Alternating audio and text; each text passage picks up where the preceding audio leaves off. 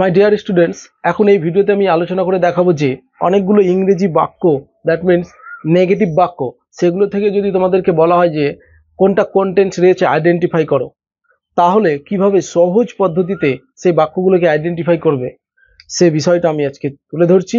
ভিডিওটি প্রথম থেকে শেষ পর্যন্ত দেখতে থাকো। খুব সহজেই সেই বাক্যগুলো থেকে খুব সহজেই আইডেন্টিফাই করতে পারবে কোনটা কন্টেন্টস রয়েছে। সো এইরকম আমরা বেশ কিছু সেন্টেন্স আমরা এখানে লিখেছি, এগুলোকে আমরা একটু পরেই আইডেন্টিফাই করব। বাট এই পাশে দেখো একটা আমি ছক তৈরি করে রেখেছি বা চার্ট তৈরি করে রেখেছি, যেটা তোমাদেরকে ফলো করতে হবে। সো প্রেজেন্ট, পাস্ট, ফিউচার, এই হচ্ছে আমাদের তিনটা টেন্স। ফিউচারে একটা কমন জিনিস রয়েছে, সেটা হচ্ছে যে শ্যাল উইল। প্রত্যেকটা ক্যাটাগরিতেই শ্যাল উইল রয়েছে। ফিউচার ইনডিফিনিটেও রয়েছে, future continuous, future perfect continuous এবং ফিউচার পারফেক্ট, সবগুলোতেই কি রয়েছে, শ্যাল উইলটা একটা কমন রয়েছে। বাট প্রত্যেকটা যে আলাদা আলাদা ক্যাটাগরি আছে সেগুলোকেও আমাদের আইডেন্টিফাই করতে জানতে হবে।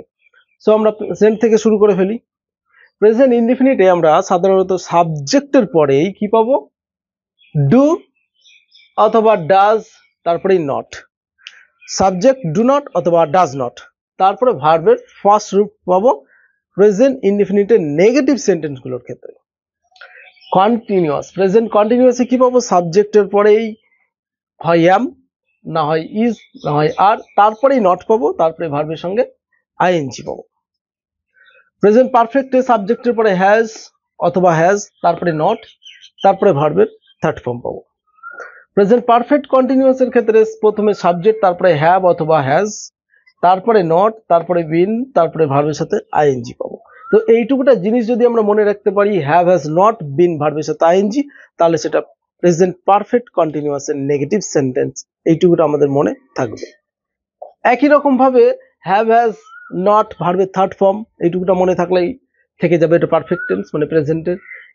এবং এইটুকুটা যদি মনে রাখি, এম, ইজ, আর, নট, ভার্বের সঙ্গে I N G, present continuous. Do not, does not, ভার্বের ফার্স্ট রূপ, এইটুকুটা মনে রাখলেই প্রেজেন্ট মনে থাকবে। এইবার আমরা পাস্ট টেন্সটা দেখি। সাবজেক্টের পরে আমরা ডিড নট, তারপরে ভার্বের ফার্স্ট রূপ পাবো। সো এইটুকুটা মনে রাখবো, ডিড নট, ভার্বের ফার্স্ট রূপ। এইরকম যদি কোথাও পাই কোনো বাক্যের মধ্যে, তাহলে সেটা পাস্ট ইনডেফিনিট বা সিম্পল পাস্ট। সাবজেক্টের পরে ওয়াজ অথবা ওয়্যার, তারপরে নট, তারপরে ভার্বের সাথে আইএনজি পেলে সেটা হবে ওয়াজ। সাবজেক্টের পরে হ্যাড, তারপরে নট, তারপরে ভার্বের সঙ্গে ভার্বের past participle form, that means ভি3, তাহলে সেটা পাস্ট পারফেক্ট টেন্স। সাবজেক্টের পরে হ্যাড, তারপরে নট, তারপরে বিন, তারপরে ভার্বের সাথে আইএনজি যদি থাকে, তাহলে সেটা হয়ে গেল পাস্ট পারফেক্ট কন্টিনিউয়াস। শর্টকাট পদ্ধতিটা মনে রাখো, ডিড নট, ভার্বের ফার্স্ট রূপ হচ্ছে সিম্পল পাস্ট। ওয়াজ অথবা ওয়্যার নট, ভার্বের সঙ্গে আইএনজি হচ্ছে পাস্ট কন্টিনিউয়াস। হ্যাড নট, ভার্বের থার্ড ফর্ম হচ্ছে পাস্ট পারফেক্ট।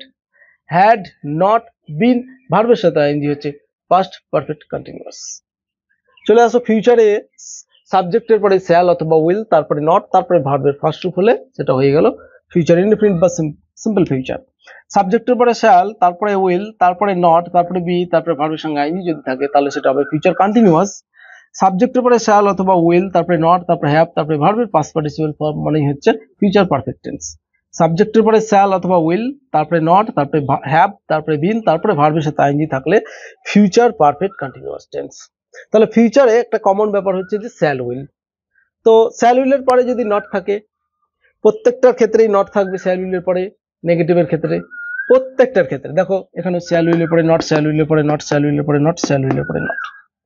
বাট ইনডেফিনিটে ফার্স্ট ফর্ম, কন্টিনিউয়াসে বি, তারপরে ভার্বের সাথে আইএনজি, পারফেক্টে হ্যাভ, তারপরে ভার্বের থার্ড ফর্ম, পারফেক্ট কন্টিনিউয়াসে হ্যাভ, বিন, ভার্বের সঙ্গে আইএনজি। এরকম ভাবে মনে রাখতে হবে। ক্লিয়ার? তো এই হলো আমাদের প্রেজেন্ট, পাস্ট এন্ড ফিউচারের নেগেটিভ সেন্টেন্সের একটা আইডেন্টিফাই করার একটা মাধ্যম বা একটা আইডেন্টিফিকেশন মার্ক বলতে পারো। ওকে, আবার এইভাবে তোমরা মনে রাখতে পারো, প্রেজেন্টে হচ্ছে ডু, ডাজ, পাস্টে ডিড, ফিউচারে হচ্ছে শ্যাল উইল এর পরে নট। এবার প্রেজেন্টে কন্টিনিউয়াসের ক্ষেত্রে অ্যাম, ইজ, আর এর পরে নট, ভার্বের সাথে আইএনজি। পাস্টে ওয়াজ, ওয়্যার এর পরে নট, তারপরে ভার্বের সাথে আইএনজি। ফিউচারে শ্যাল উইল এর পরে নট, তারপরে বি, তারপরে ভার্বের সাথে আইএনজি। প্রেজেন্টে হ্যাভ, হ্যাজ এর পরে নট, তারপরে ভার্বের থার্ড ফর্ম। পাস্টে হ্যাড এর পরে নট, তারপরে ভার্বের থার্ড ফর্ম। ফিউচারে শ্যাল উইল এর পরে নট, তারপরে হ্যাভ, তারপরে ভার্বের third form. Present perfect continuous এর ক্ষেত্রে হ্যাভ, হ্যাজ এর পরে নট, তারপরে বিন, তারপরে ভার্বের সঙ্গে আইএনজি।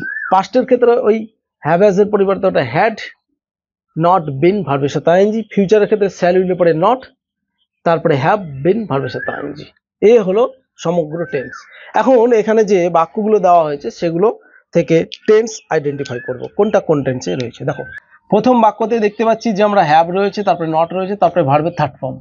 তাহলে হ্যাভ নট, ভার্বের থার্ড ফর্ম হচ্ছে present perfect tense. You did not come here, দেখো এখানে ডিড নট পেয়েছি। ডিড নট কোন টেন্সে থাকে? সিম্পল পাস্টে থাকে, তারপরে ভার্বের ফার্স্ট রূপ থাকে, তাই এটা হচ্ছে simple past tense. She will not join the party, দেখো উইল পেয়েছি তার মানে ফিউচার টেন্স, নট আছে নেগেটিভ, ভার্বের ফার্স্ট রূপ আছে মানে ইনডিফিনিট বা সিম্পল, তাহলে এটা হচ্ছে simple future tense. Rohit had not forget the matter, দেখো হ্যাড আছে, নট আছে, ভার্বের থার্ড ফর্ম আছে, তাহলে হ্যাড নট ভার্বের থার্ড ফর্ম মানেই হলো আমাদের পাস্ট পারফেক্ট টেন্স। এটা ক্লিয়ার? ওকে। তারপরে দেখো তমাল have not been learning computer for 1 year, দেখো হ্যাভ আছে, হ্যাভের পরে নট আছে, বিন আছে, ভার্বের সঙ্গে আইএনজি, তাহলে হ্যাভ নট বিন, বিন ভার্বের সাথে আইএনজি মানে continuous, so present perfect continuous, যেহেতু হ্যাভ আর নট আছে না, এবং এটা হচ্ছে প্রেজেন্ট পারফেক্ট কন্টিনিউয়াস এর structure. The goat doesn't it fish, দেখো ডাজ নট আছে, ডাজ নট কোন টেন্সে থাকে? প্রেজেন্ট ইনডিফিনিটে থাকে, তারপরে কি পাবো? ভার্বের ফার্স্ট রূপ অবশ্যই পাবো, এইটুকুটা দেখতে হবে আমাদের। পরবর্তী বাক্যতে দেখো we had not been waiting there for an hour, দেখো এইখানে আমাদের এইটুকুটা জিনিস দেখে বুঝতে হবে এটা কোন টেন্স রয়েছে। হ্যাড এর পরে নট, তারপরে বিন, তারপরে ভার্বের সাথে ING.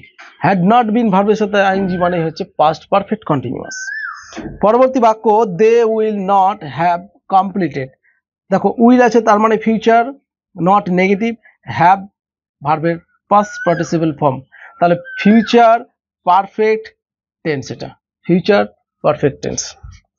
Next you were not doing the work properly, were আছে, ওয়াজ ওয়ার যেটা, তো ওয়ার মানে হচ্ছে পাস্ট টেন্সে রয়েছে, ভার্বের সঙ্গে আইএনজি আছে মানে কন্টিনিউয়াস টেন্স, তাহলে এটা হচ্ছে পাস্ট কন্টিনিউয়াস টেন্স। দেখো Ramesh has not helped the old man, has, has রয়েছে কোন টেন্সে? প্রেজেন্ট টেন্সে, ভার্বের থার্ড ফর্ম রয়েছে কোন টেন্সে?